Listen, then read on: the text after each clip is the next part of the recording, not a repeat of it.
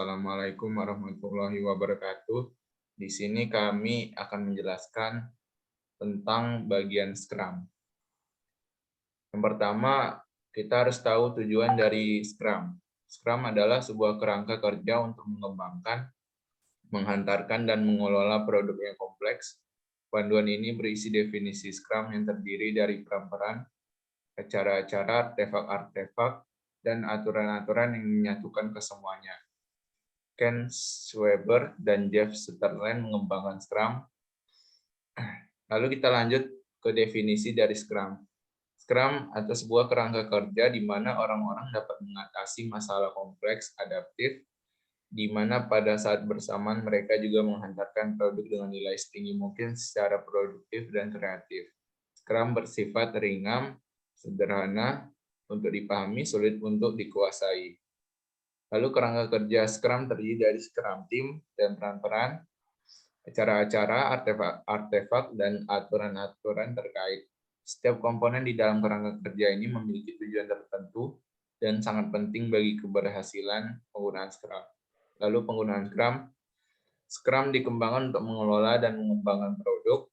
Scrum mulai digunakan sejak dan telah digunakan secara meluas di seluruh dunia untuk yang pertama, meneliti dan menggali potensi pasar, teknologi, dan kemampuan produk.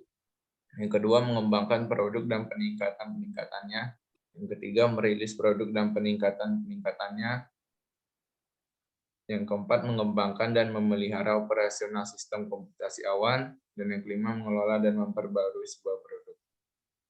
Lalu, teori Scrum.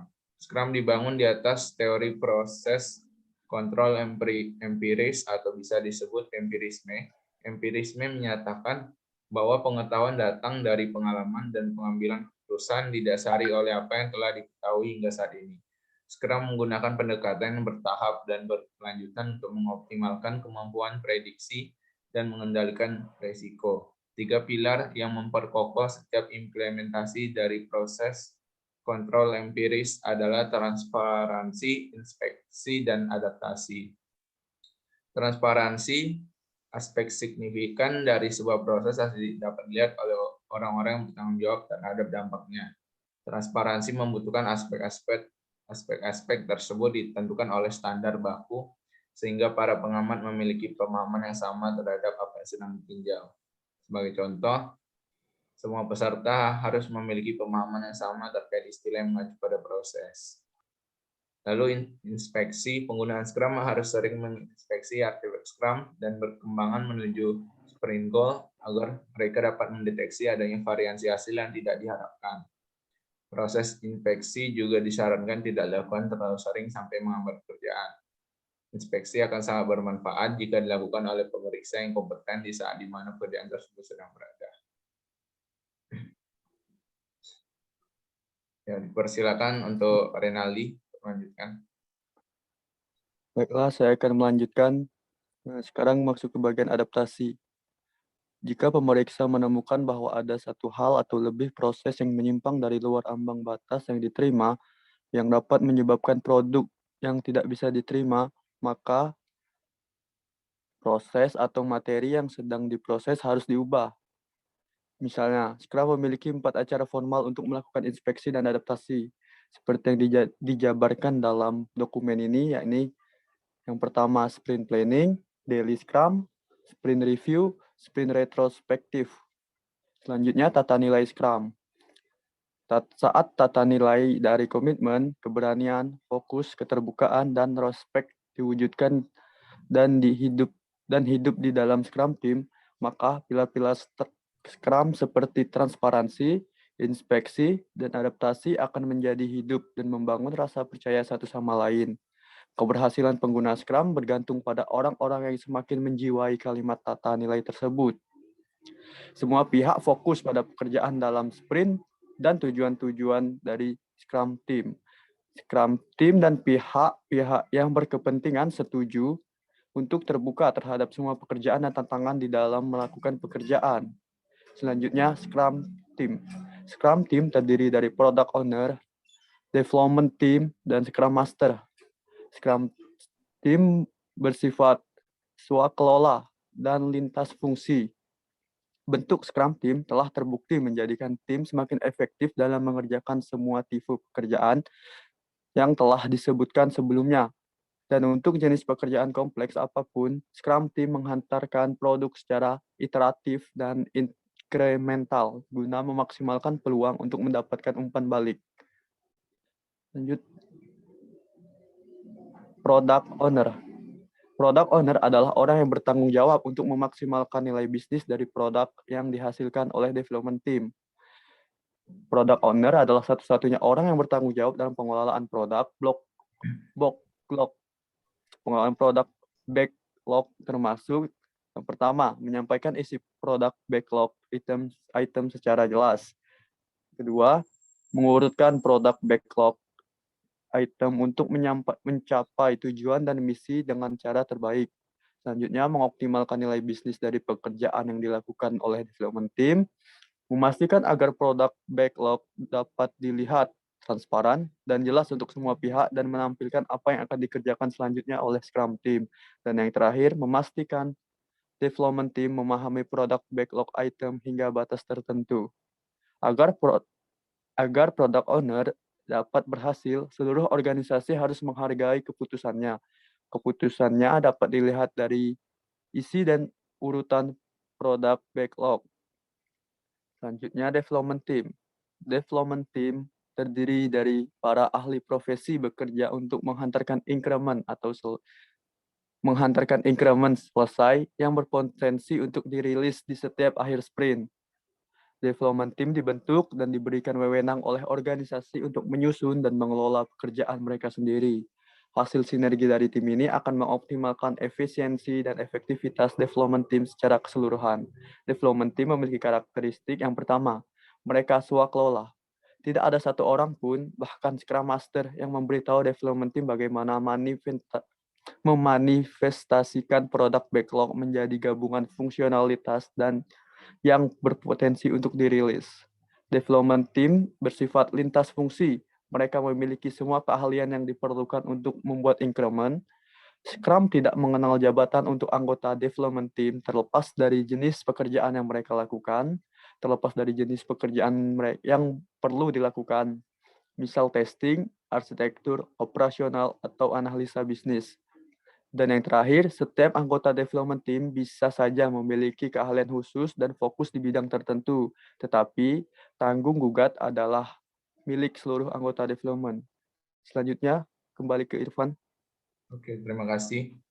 Lalu kita lanjut ke jumlah anggota development team. Jumlah anggota development team yang optimal adalah tidak terlalu banyak agar tim ini tetap lincah, tetapi cukup banyak untuk dapat menyelesaikan pekerjaan secara signifikan di dalam satu sprint. Kurang dari 3 orang akan mengurangi interaksi dan menyebabkan produktivitas yang rendah dan dapat menghadapkan tim pada kekurangan keahlian yang dibutuhkan di dalam sprint. Sehingga development team tidak dapat menghantarkan increment yang berpotensi untuk dirilis. Lebih dari 9 orang menyebabkan terlalu banyaknya koordinasi dan terlalu banyak kompleksitas, sehingga proses empiris bisa menjadi tidak bermanfaat.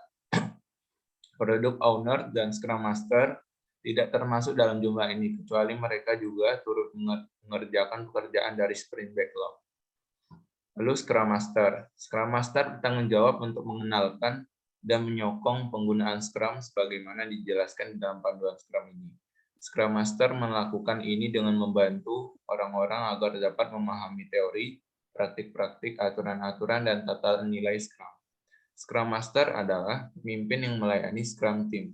Scrum Master membantu orang-orang di luar Scrum Team untuk dapat memahami interaksi mana yang bermanfaat dan tidak bermanfaat.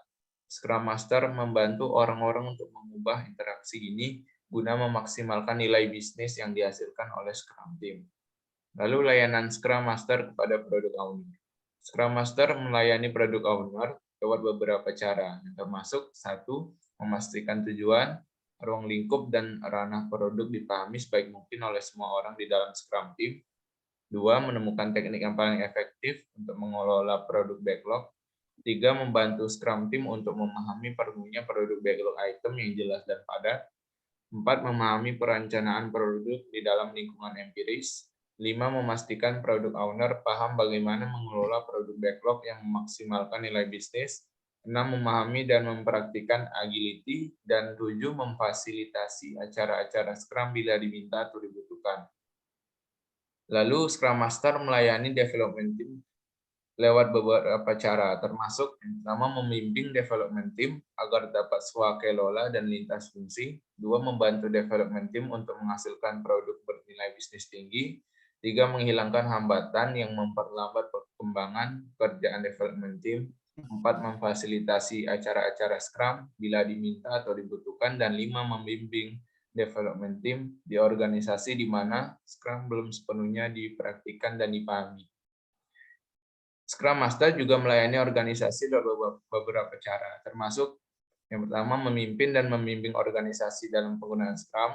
2. Merencanakan implementasi Scrum di dalam organisasi. 3. Membantu pegawai dan pemilik kepentingan untuk memahami dan menggunakan Scrum dan pengembangan produk secara empiris. 4. Membuat perubahan yang dapat meningkatkan produktivitas Scrum Team. Dan 5. Bekerja dengan Scrum Master lainnya untuk meningkatkan efektivitas dari penggunaan Scrum di dalam organisasi. Lalu acara-acara Scrum. Acara-acara wajib dalam Scrum diselenggarakan guna terciptanya kerutinan dan mengurangi pertemuan lain yang bukan merupakan bagian dari Scrum.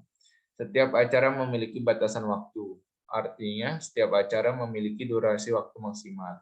Ketika sprint dimulai, durasinya tetap yang artinya tidak bisa diperpendek maupun diperpanjang. Acara selain sprint dapat berakhir kapanpun juga. Ketika tujuan dari acara tersebut telah tercapai, hal ini dilakukan guna memastikan waktu yang digunakan tidak berlebihan dan tidak ada waktu yang terbuang di sepanjang proses. Selain sprint itu sendiri yang merupakan wadah untuk acara-acara lainnya, setiap acara di dalam Scrum adalah sebuah kesempatan formal untuk menginspeksi dan mengadaptasi sesuatu. Acara-acara ini secara khusus dirancang untuk mewujudkan transparansi dan inspeksi yang bersifat kritis. Tidak diselenggarakannya acara-acara ini akan mengurangi transparansi dan menghilangkan kesempatan untuk melakukan inspeksi dan adaptasi. Lalu sprint. Jantung dari Scrum adalah sprint, yaitu sebuah batasan waktu dengan durasi 1 bulan atau kurang, di mana terdapat proses pembuatan increment yang selesai, dapat digunakan dan berpotensi untuk dirilis. Sprint memiliki durasi yang konsisten sepanjang daur hidup pengembangan produk. Sprint yang baru langsung dimulai setelah sprint sebelumnya selesai. Sprint berisi dan terdiri dari sprint planning, daily Scrum, pengembangan produk, sprint review, dan sprint retrospektif. Pada saat sprint berjalan, tidak boleh ada perubahan yang dapat mengancam sprint goal. Tingkat kualitas tidak boleh menurun, dan ruang lingkup dapat diklarifikasi dan dinegosiasi ulang antara product owner dan development team setiap kali adanya hal baru yang mereka pelajari. Oke, dilanjutkan oleh Renaldi. Silakan. Terima kasih. Selanjutnya, membatalkan sprint. Sprint dapat dibatalkan sebelum mencapai batasan waktu. Hanya product owner yang memiliki otoritas untuk membatalkan sprint. Walaupun ia bisa saja membatalkan karena dipengaruhi oleh pemegang kepentingan, development team, ataupun Scrum Master. Ketika sprint dibatalkan, semua produk backlog item yang tuntas dan selesai ditinjau kembali.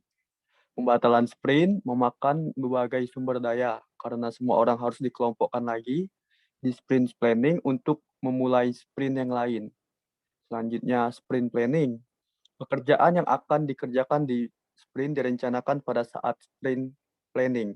Perencanaan ini dilakukan secara kolaboratif oleh seluruh anggota Scrum Team. Sprint planning menjawab pertanyaan-pertanyaan berikut. Yang pertama, apa yang dapat dihantarkan ke dalam increment dari sprint ini? Yang kedua, bagaimana mereka bisa menyelesaikan pekerjaan yang dibutuhkan untuk menghantarkan increment? Topik yang pertama, apa yang bisa diselesaikan di sprint ini? Development team memperakirakan fungsionalitas yang bisa dikembangkan selama sprint. Product owner membahas objektif yang harus dicapai di sprint dan produk backlog item dapat mencapai sprint goal bila diselesaikan. Slide selanjutnya. Nah, pada saat sprint planning, Scrum Team juga menentukan sprint goal. Sprint goal adalah objektif yang akan dicapai selama sprint melalui implementasi produk backlog dan menyediakan panduan untuk development team mengembangkan increment. Topik yang kedua, bagaimana pekerjaan terpilih diselesaikan. Dengan adanya sprint goal dan product backlog item terpilih untuk sprint, development team memutuskan bagaimana mereka akan mengembangkan fungsionalitas ini menjadi increment selesai. Development team biasanya memulai dengan merancang sistem dan pekerjaan yang perlu dikerjakan untuk mengubah backlog menjadi increment yang berfungsi. Di sprint dipecah hingga satuan satu atau kurang di sebelum pertemuan berakhir. Development team swakelola untuk mengambil dapat mengundang pihak lain untuk menyediakan saran perihal teknis atau bidang khusus. Sebelum sprint planning berakhir, development team harus bisa menjelaskan kepada product owner dan scrum master bagaimana mereka akan bekerja dengan tim swakelola untuk mencapai sprint goal dan membuat increment yang diharapkan. Selanjutnya, sprint goal. Sprint goal adalah sebuah objektif untuk sprint yang dapat dicapai lewat pengimplementasian produk backlog. Produk backlog item terpilih merupakan satu fungsi selaras yang bisa menjadi sprint goal. Sprint goal bisa saja menghubungkan pekerjaan yang tidak memiliki keterkaitan agar development team tidak bekerja dari instruksi kerja yang berbeda-beda. Development team selalu mengingat sprint goal yang telah ditetapkan pada saat mereka bekerja. Apabila pekerjaannya ternyata berbeda dengan apa yang diharapkan oleh development team, maka mereka akan berkolaborasi dengan product owner untuk menghasilkan ruang lingkup sprint backlog di dalam sprint.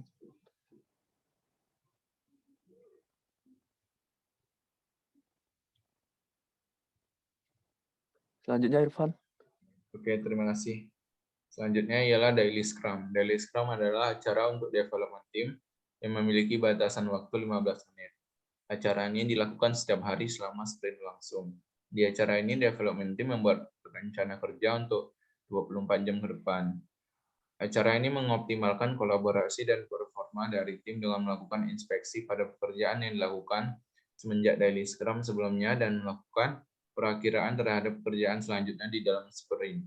Daily Scrum dilakukan di waktu dan tempat yang sama setiap harinya untuk mengurangi kompleksitas. Struktur dari pertemuan ini ditentukan oleh development team dan bisa diadakan lewat berbagai macam cara selama pertemuan ini fokus terhadap kemajuan menuju sprint goal. Beberapa development team akan menggunakan pertanyaan-pertanyaan, beberapa akan lebih berdiskusi. Berikut ada contoh pertanyaan yang mungkin saja digunakan. Apa yang telah saya lakukan kemarin untuk membantu development team mencapai sprint goal?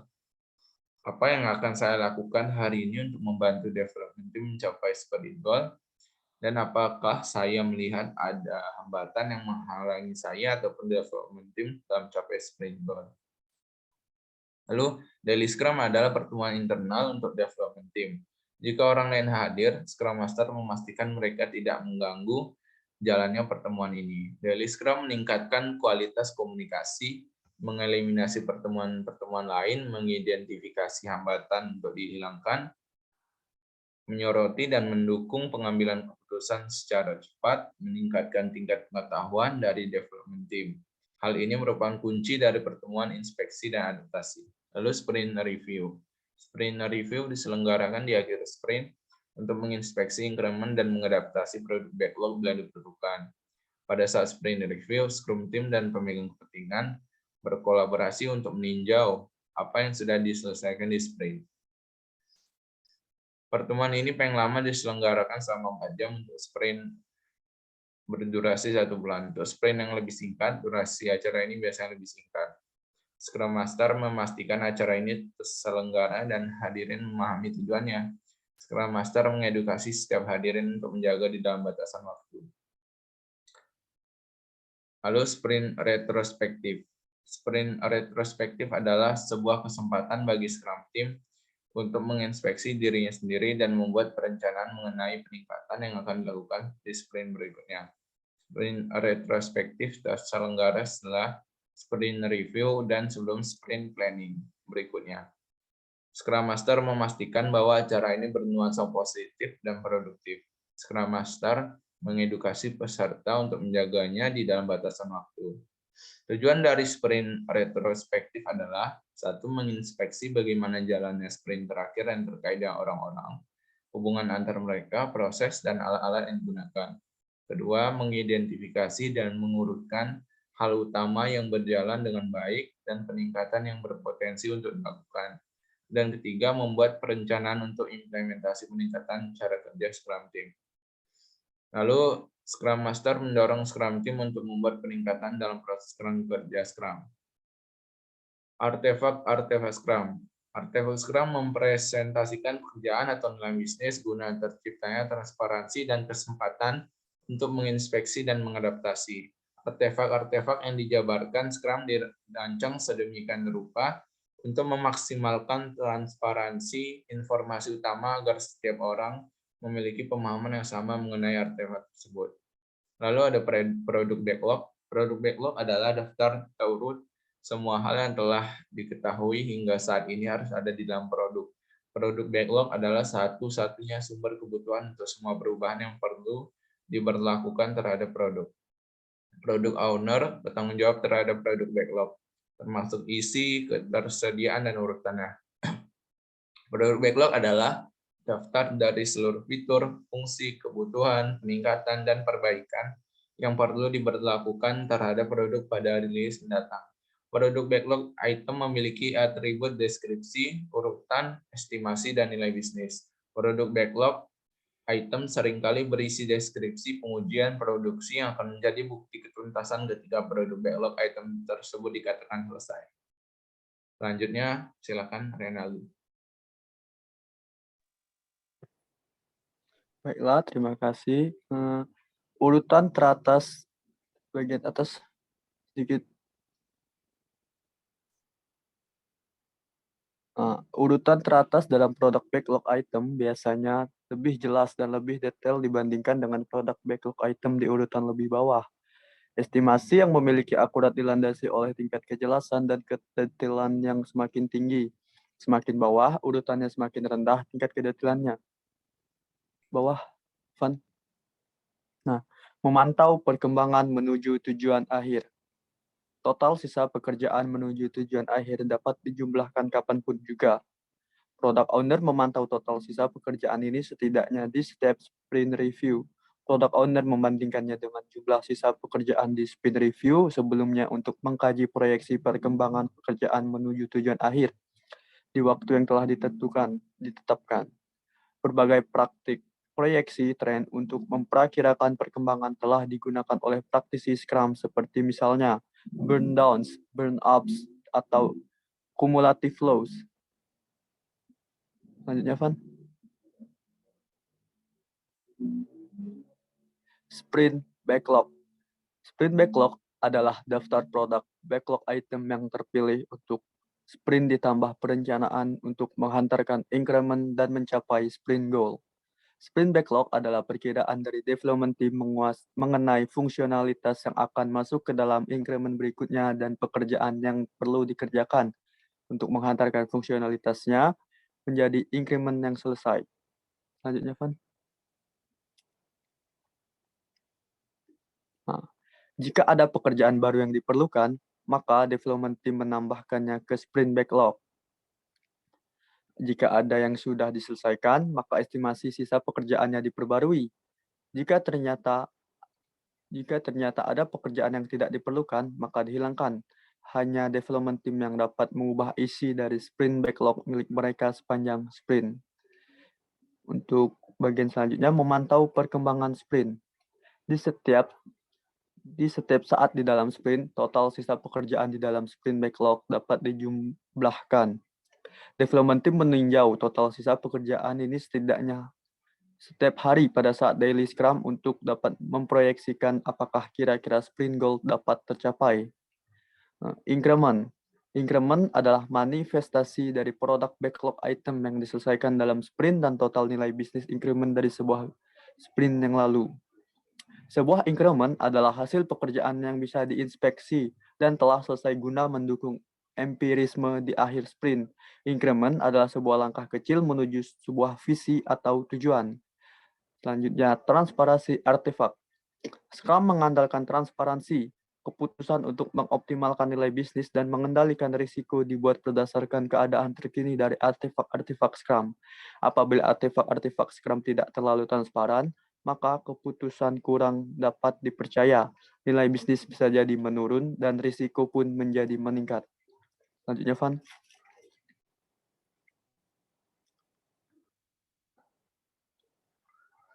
Untuk kesimpulan, mungkin bisa, Irfan.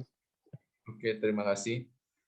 Kesimpulannya yaitu ketika produk backlog item atau sebuah increment dikatakan selesai, semua orang harus memahami apa artinya selesai. Walaupun definisi ini bisa berbeda jauh antar Scrum Team, setiap anggotanya harus memiliki pemahaman yang sama mengenai apa artinya ketika pekerjaan dikatakan tuntas untuk memastikan adanya transparansi.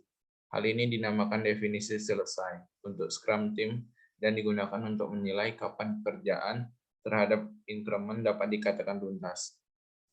Development Team menghantarkan increment yang berfungsi setiap sprint. Increment ini dapat digunakan yang artinya product owner dapat memutuskan untuk segera merilisnya. Bila definisi selesai untuk increment adalah bagian dari sebuah ketentuan, standar, atau panduan pengembangan produk dalam organisasi, maka semua Scrum Team di dalam organisasi harus mengikutinya sebagai kebutuhan minimal. Bila selesai untuk increment bukan merupakan bagian dari sebuah ketuntasan di dalam organisasi pengembangan produk, maka development team dari Scrum Team harus membuat definisi selesai yang sesuai dengan kebutuhan produk.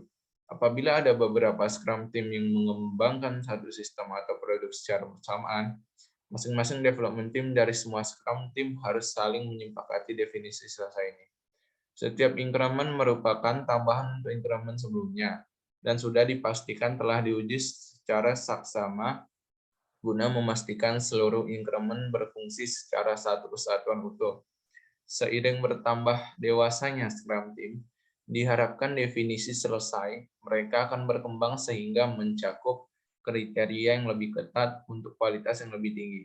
Ketika diterapkan, definisi-definisi baru ini akan menambah pekerjaan baru yang perlu diselesaikan kembali terhadap potongan increment yang telah selesai sebelumnya.